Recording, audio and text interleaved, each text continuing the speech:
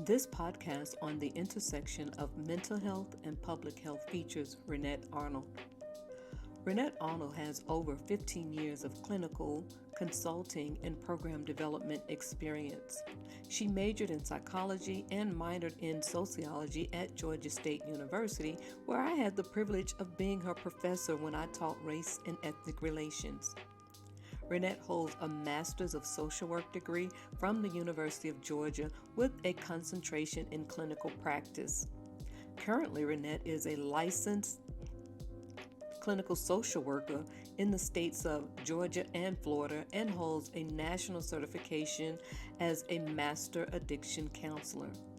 In addition to teaching Reinette, she worked for my public health consulting firm for 5 years, where she led my GEMS and RISE programs and conducted program evaluations before branching out on her own to establish the Empowerment Agency, a behavioral health consulting firm headquartered in Atlanta, Georgia, with specialty areas in domestic violence, suicide prevention, faith-based communities, and public health. Listen in as Reinette gives evidence-informed and theoretical frameworks for making mental health central to public health.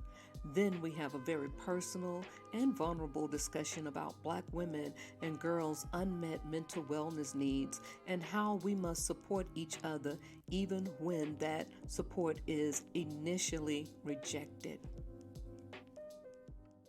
Talk to me just really about what that meant, how that work looked in terms of a really solid case study, or two case studies of making mental health central to those public health initiatives. So first I want to say that I was grateful for that opportunity. When we start out in terms of social work and doing behavioral health and mental health, until recently did they start to merge it with public health. And so that dropped me right in the middle of it, absolutely. And so I was immersed. And so it took that theory to practice to say, hey, there's a bigger picture. There's not only service delivery, but there's also the programmatic piece. And how do we get that system or those systems together so that we can have a direct impact? And so for me, that was very powerful. And it also allowed me to take that intersectionality, and you did this beautifully in RISE, where we were looking at, okay, what is it about these individuals who are experiencing and survivors of domestic violence, and how does that impact their sexual health and reproductive health and all of those things? And so we were able to take that to the next level and say there's a behavioral health, a mental health aspect to this that runs throughout all of this, that trauma lens runs throughout all of this, so that we can make greater impact for those who we are developing programs for, therefore that impacts our community and the public. Well, let's talk about that, because this was that project that we knew that that we were on to something groundbreaking when that was the project that launched us into the global space. Yes. Remember when we had that trip to Trinidad and Tobago to do the RISE program, and then I think after that, after that summer, I think you left the company. And then the next summer, I was invited to Jamaica. Jamaica. Oh, you did come out of retirement. So you couldn't go to New York with us, but we did get it to New York. So we did Rise Up New York, but we also did the global piece in Jamaica. In Jamaica and in Trinidad and Tobago. Yeah. And so to me, that says that program was quite innovative, and people understood what it meant to center mental health as this linchpin in public health. Yeah. A lot of work, a lot of hard work, because when I think about social work is really like case management driven, and public health looks at the global, like all of these smaller cases aggregated, right? And so to me, in some ways, social work and public health, they fight each other.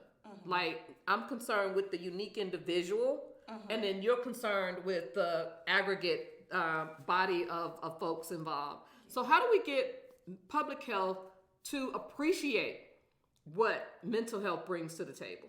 So I believe it's centered around looking at the partnership between the two. Because when we break down social work, it's not only about the individual, there are different levels to it. So it's the micro, meso, and the macro level. And so if we look at it like that, there are these three different levels. Where do they integrate, and how does the overall outcome come into play? And so when we do that, we're looking at individuals in the environment. What do we need to get to the individuals to help educate them, resource allocation, service delivery, what programming needs to be there, and then globally, legislatively, federally, what needs to be in place as well that also produces those overall outcomes. And so if we partner together, collaborate, and have these conversations, because what we found is that if we do the overarching, the public health, the big global picture, and we don't do those fine details of working with the people, getting in the community, a lot of that goes to waste or by the wayside. It won't be as effective as it could be if we address those other levels. Wow. So that to me just broadens my lens of social workers and what they do. When we think of social workers, it's very stigmatizing field in that we think of social workers as being these folks that come into people's houses and grab their children. That's see?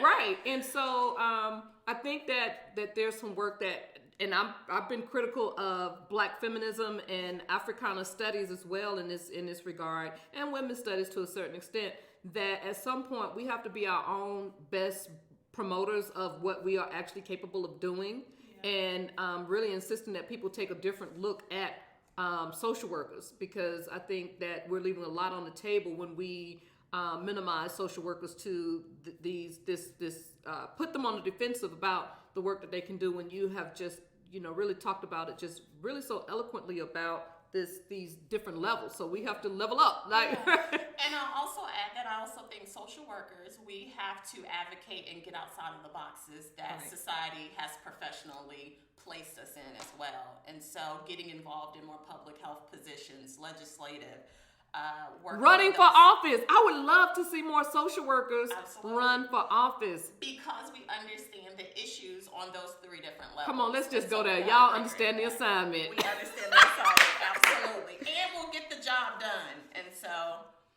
so that's what we're here for. And so by merging these two worlds together, we have better outcomes for us all. I love how you laid this out. And so when I looked at this, we talk about HIV, AIDS, and STDs, family and domestic violence, substance abuse, and homelessness. And ironically, I've worked in all four. I know. Of those areas. And worked in all four for me. With so you. Yeah, absolutely. And so when I looked at that, the theme, the underlying root of that, that is the foundation of our attitudes, thoughts, and behaviors, is our mental wellness. We know that when we have better, positive mental wellness, when we feel good, when we think good, when we're clear, etc., when we're not depressed, not anxious, we make better decisions. We feel more comfortable. We can handle those stressors. And so when I looked at this, how does mental health feed into all of these? That's it. It's the underlying foundations for our thoughts, attitudes, behaviors, and decisions. It's going to help us connect to services. It's going to help us connect better with our decision making. We're going to make positive decisions. We're going to not use substances. We're going to make better decisions towards housing, employment, etc., and all of those things. And so when I thought about that, I would go back to say that it's the root, it's the foundation of our choices, our attitudes, and our behavior.